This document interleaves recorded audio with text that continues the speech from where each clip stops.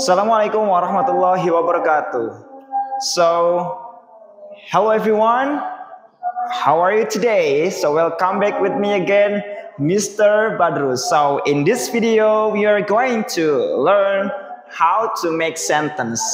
Jadi, di video kali ini kita akan mempelajari bagaimana sih cara membuat kalimat dalam bahasa Inggris very easily, dengan sangat mudah. Oke?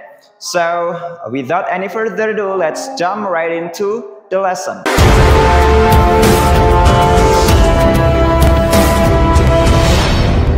Okay.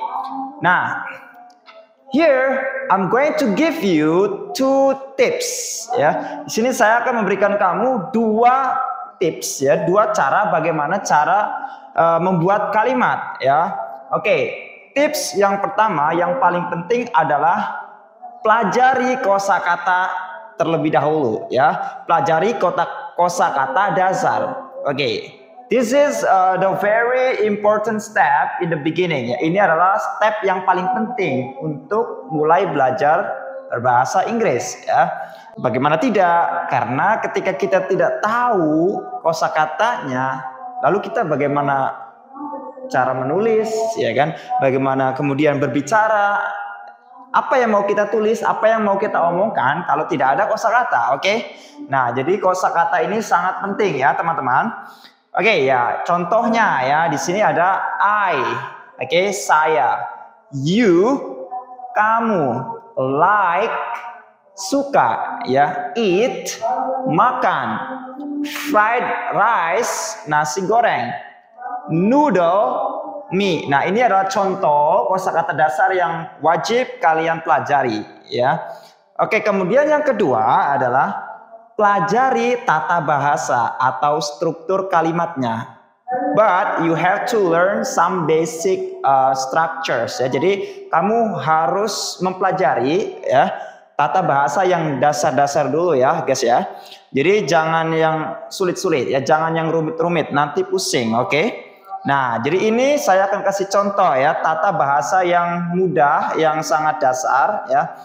Oke, di sini contohnya ada rumus, ya, rumus kalimat SPOK.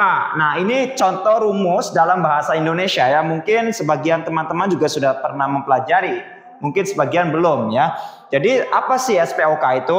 Dalam bahasa Indonesia itu subjek, ya, predikat, objek, keterangan. Jadi subjek itu orangnya, ya, yang melakukan. Predikat itu apa? Pekerjaannya, ya, aktivitasnya yang dilakukan. Terus objek itu yang dikenai pekerjaannya, ya, atau sasarannya dari pekerjaan tersebut. Keterangan itu, ya, keterangan, ya, keterangan dalam kalimatnya. Nah, dalam bahasa Inggris juga sama, ya, susunannya itu sama tapi beda nama, ya, beda istilah. Dalam bahasa Inggris ada subject, oke, terus ada verb. Nah, jadi predikat itu dalam bahasa Inggrisnya verb, kata kerja, ya.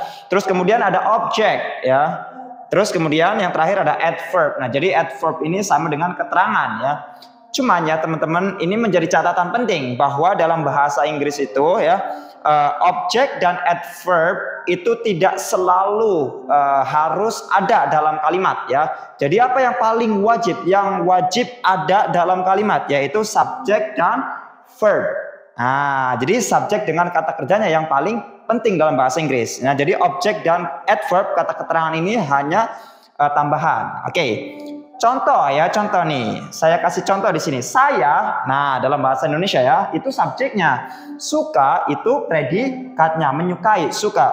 Nasi itu objeknya, ya, yang dikenai pekerjaan. Saya suka nasi goreng, berarti sudah memenuhi. Nah, ini, ya, rumus ini. Dalam bahasa Inggris itu juga sama, ya, seperti bahasa Indonesia. Gampang, sangat gampang.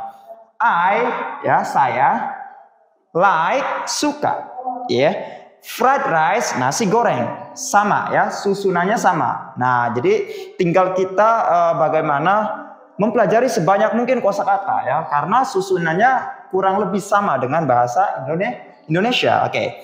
I like fried rice. Saya suka nasi goreng. Nah, ini, ya, jadi sama saja. Oke? Well, thank you very much for today. So I do hope you can learn from these lessons, and mudah-mudahan ya teman-teman bisa mempelajari. Nah, ini adalah step awal ya. Ini adalah langkah awal untuk kita mempelajari bahasa Inggris. Oke, so thank you very much. See you next time. Wassalamualaikum warahmatullahi wabarakatuh.